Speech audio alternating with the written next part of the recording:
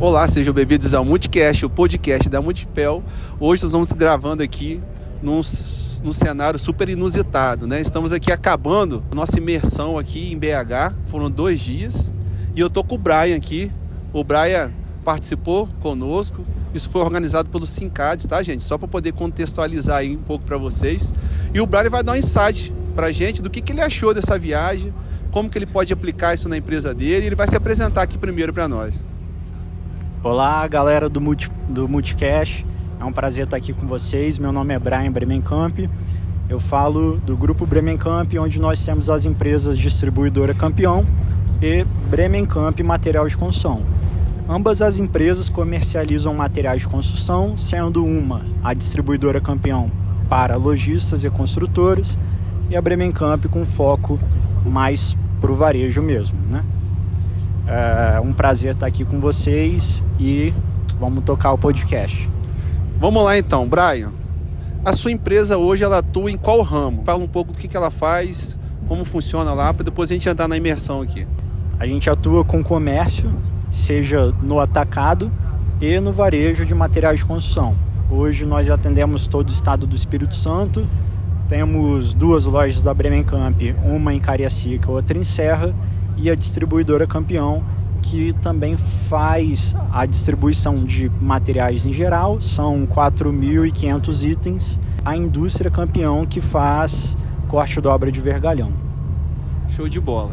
Ontem nós tivemos a oportunidade de estar visitando lá a Tambasa, depois a Drogaria Araújo, né?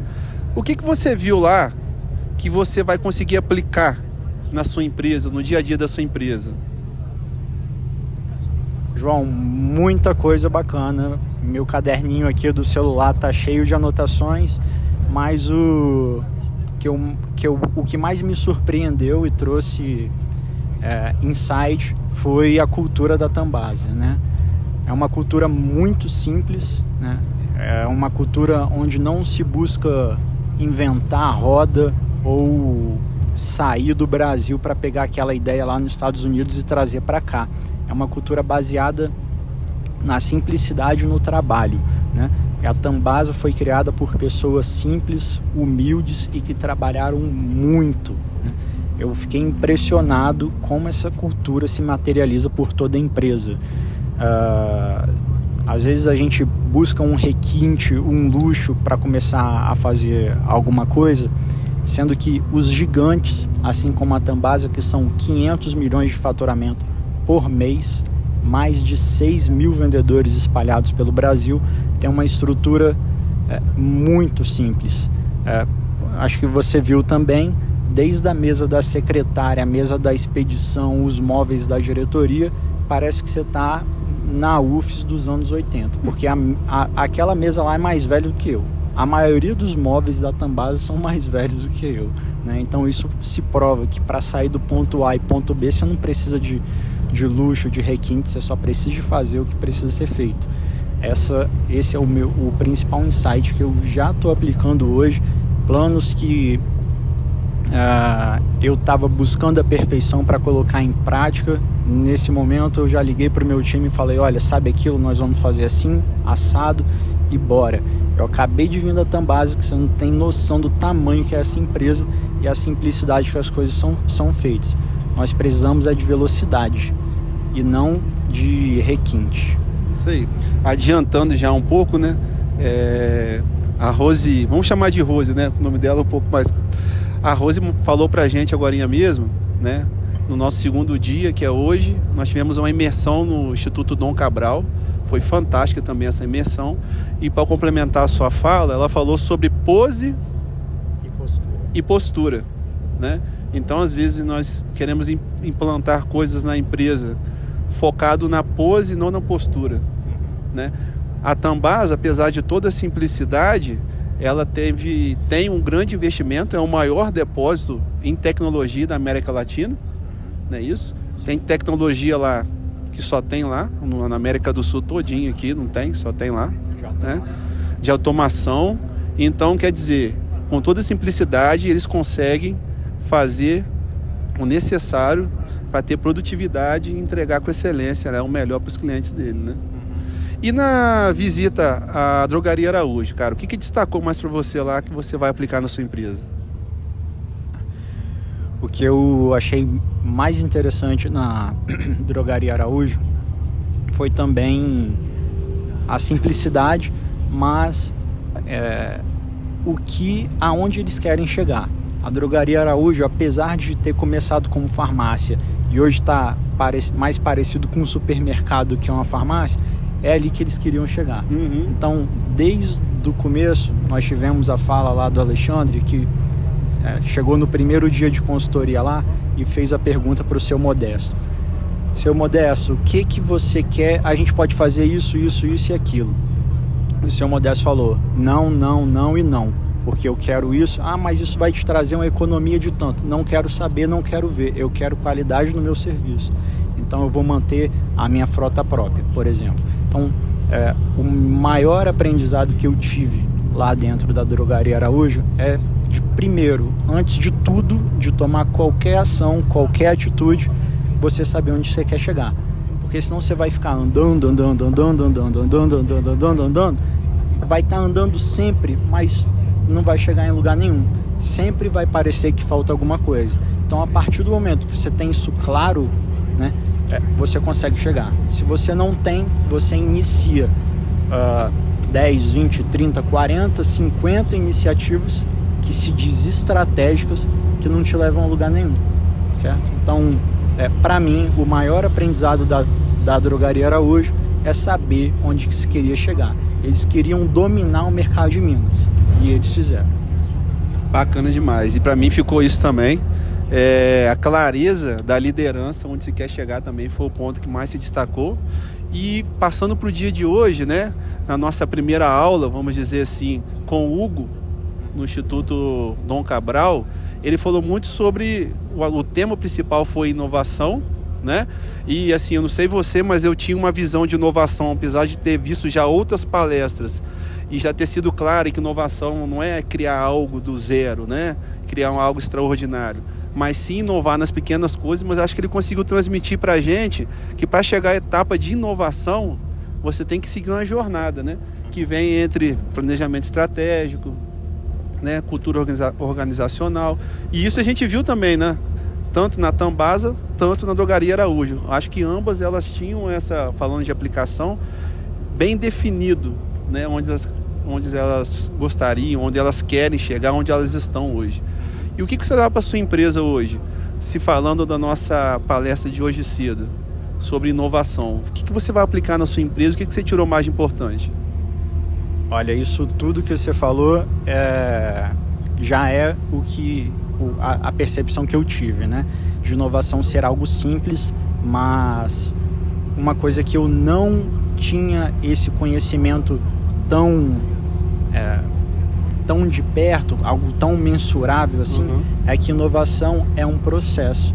Inovação é como se fosse correr uma maratona, não é uma corrida de 100 metros. Inovação não se faz da noite para o dia, não é um raio que cai na tua cabeça, pode ser uma ideia, né? E essa ideia vale 1 centavo se ela não for aplicada. Mas exatamente. Uma coisa que, assim como você comentou no início, que inovação a gente acha que é algo que vai mudar o mundo, mas nem sempre, né? Inovação pode ser mudar um pequeno processo que vai te trazer mais eficiência. Eu lembro muito da Cristina Junqueira, fundadora da Nubank. Ela tem uma frase assim: inovação é simplificar a vida das pessoas. E cara, se você parar para pensar, o Nubank foi tão disruptivo devido ao case de inovação que eles fizeram, né? Enquanto os tradicionais bancos estavam focados em vender, faturar, eles estavam focados no cliente. E não é da minha época, imagino que seja da sua, que você tinha um cartão de crédito, mas você não sabia qual era o valor da fatura desse seu cartão de crédito. Então você tinha que ligar no telefone, passar por um 0800 para saber quanto que você vai pagar no final do mês, se você já está acima do teu orçamento ou se ainda você pode gastar, né? E uma das primeiras iniciativas do Nubank foi trazer isso para dentro de um aplicativo, né? Foi democratizar a informação.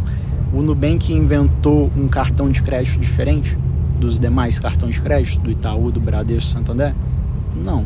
A mesma função que o cartão de crédito do Itaú, do Bradesco, Santander faz, o do Nubank faz. A diferença é que o Nubank trouxe essa informação primeiro, né? Fora isso, teve todo o case de branding, de sucesso do cliente que eles foram construindo, que tem um mérito danado. Mas voltando para a pauta de inovação e a aula do professor Hugo, eu aprendi que inovação tem um processo. Inovação, você também precisa escolher a pessoa certa para ser responsável. E inovação não é uma corrida de 100 metros, é uma maratona.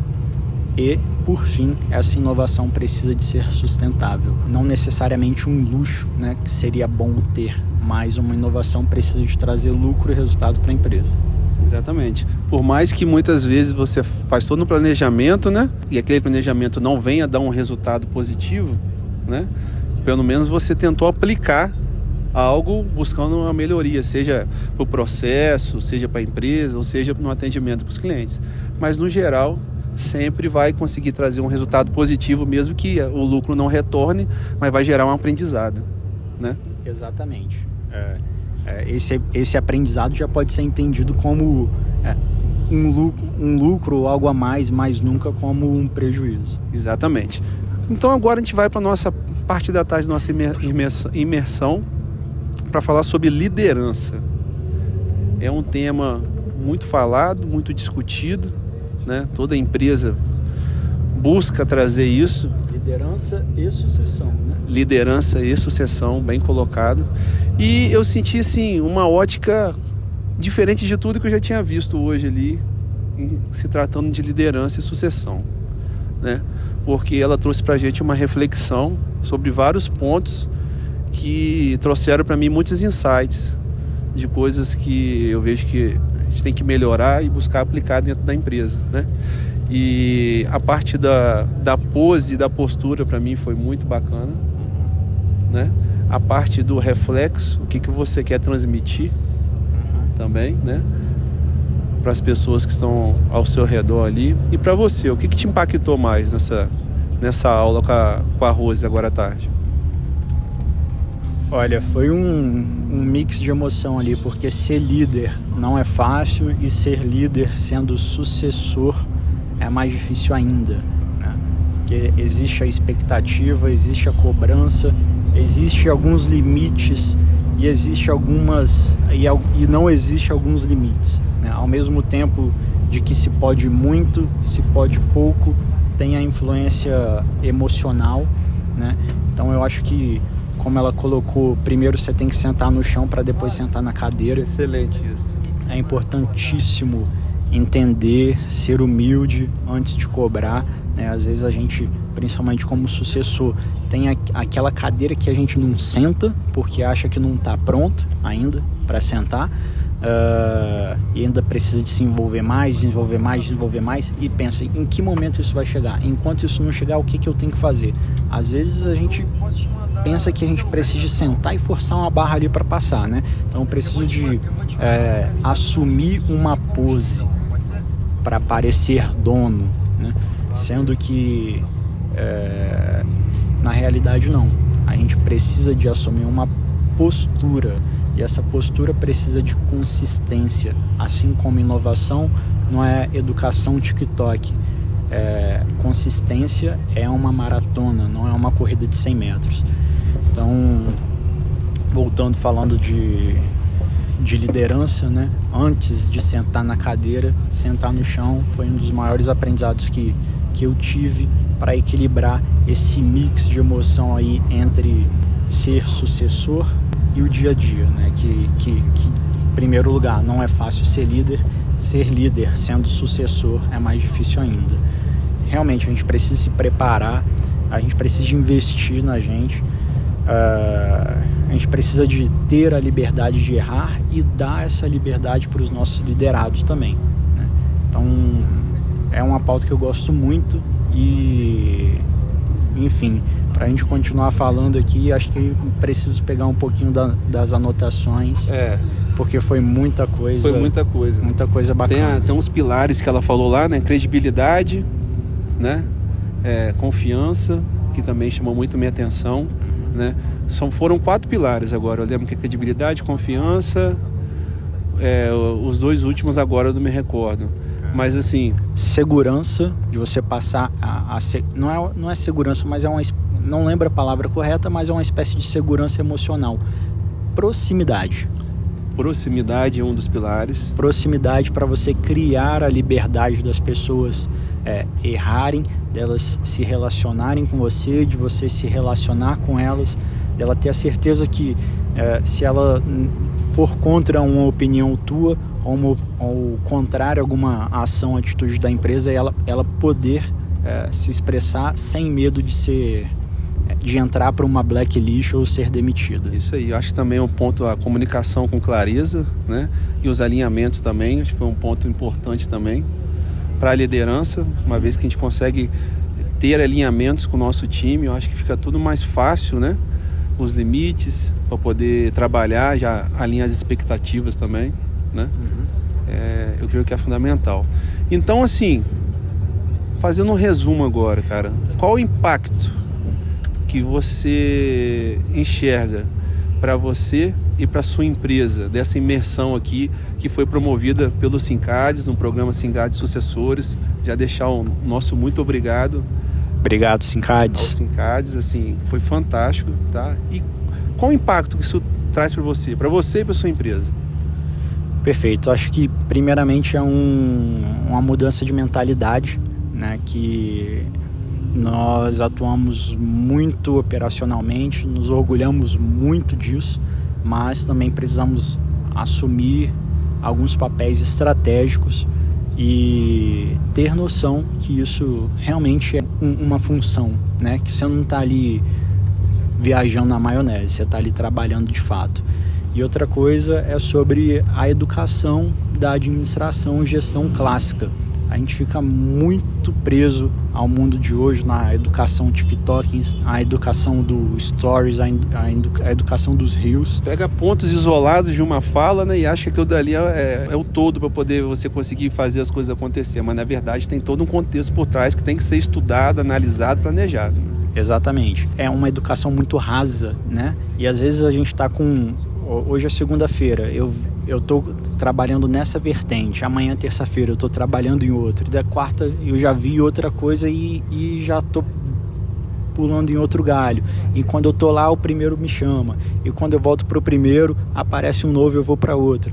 Enfim, né, a Fundação Dom Cabral, né, ela transmite essa ideia de que a administração ela é de fato uma disciplina, um curso, não é aquele negócio, não tinha nada para fazer, fiz a administração, né? Não, a administração é muito importante nas empresas, e essa para mim é uma das principais mentalidades que eu vou carregar comigo daqui para frente.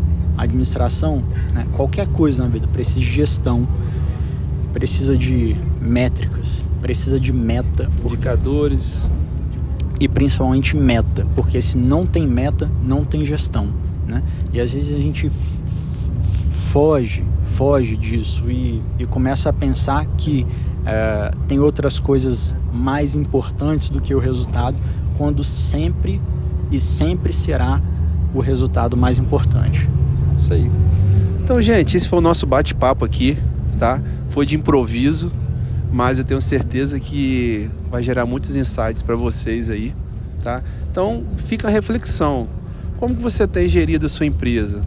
Você tem parado de fato para analisar quais são os gargalos, o que tem te impedido de crescer, o que tem atrapalhado os seus processos? Então, fica aí esse insight. Procure conhecimento, procure informação. Como o Brian falou, a administração não é brincadeira, gente. Se você quer perenidade na sua empresa, você quer que a sua empresa prossiga por muitas gerações, você tem que estar focado na administração da sua empresa. Não é isso, Brian? Com certeza.